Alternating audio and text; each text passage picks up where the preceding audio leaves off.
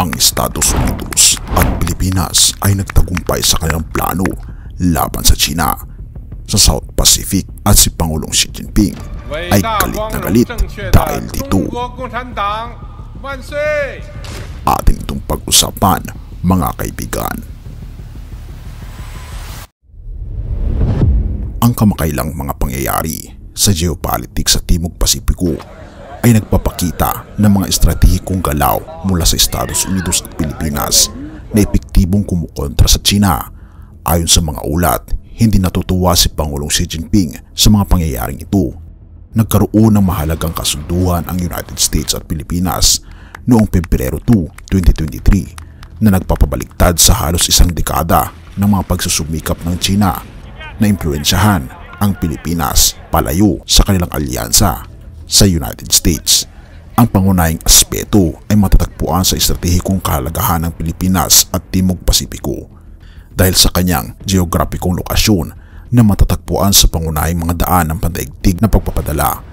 Dahil dito, may kakayang makaapekto ang Pilipinas sa kalakalan ng maraming bansa sa buong mundo, lalo na ang China na umaasa sa mga ruta ng karagatan para sa kanilang mga export at import ng langis mula sa gitnang silangan. Ang China ay naglaan ng malaking pondo para sa modernisasyon ng kanilang navy na may pinakamalaking navy sa buong mundo, kabilang ang advanced na destroyers at aircraft carriers. Gayunpaman, kahit na may mga pagsusumikap ng China, nananatili pa rin ang United States sa pangunguna sa ilalim ng ilang aspeto sa kanilang kapabilidad sa Navy, tulad ng mga battle force missiles. Ang focus ng China sa pagpapalawak ng kanilang Navy ay dahil sa pangangailangan na may pakita ang kanilang kapangyarihan sa Timog Pasipiko at Indian Oceans. Anuman ang mga balakid tulad ng mga choke points sa Straits of Malacca, ang kamakailang kasunduan sa pagitan ng US at Pilipinas ay ang pinakamalaking pagpapalawak ng military access sa loob ng 30 years na nagbibigay ng karapatan sa United States na gamitin ang karagdagang mga airfield at panatilihin ang kanilang kagamitan at mga tauhan. Ito ay nagpapalakas sa military presence ng United States sa rehiyon na nagbibigay daan sa kanila na ipatupad ang isang posibleng pagsara laban sa China kung kinakailangan. Sa kabila ng mga aspeto sa militar, ang kasunduan ay nagtutok din sa pangangailangan ng United States na mapanatili ang kanilang kapangyarihan sa rehiyon, samantalang nagbibigay ito ng panganib sa Pilipinas.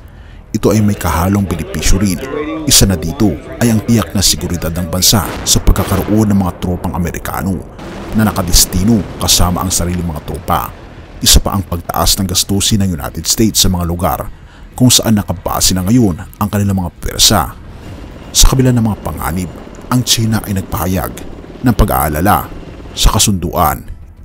Ito ay tinuturing na nagpapalala ng tensyon at nagbubunsod ng panganib sa kapayapaan at katiwasayan sa rehiyon.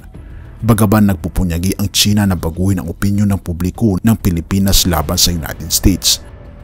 Ang mga survey ay nagpapakita ng malakas na paboritong opinyon sa US ng mga Pilipino, sa kabaliktaran sa negatibong sentimiento laban naman sa China. Ang konteksto ng kasaysayan ng masamang relasyon sa pagitan ng US at Pilipinas noong administrasyon ni Duterte ay nagbago nang maupo si Bongbong Marcos.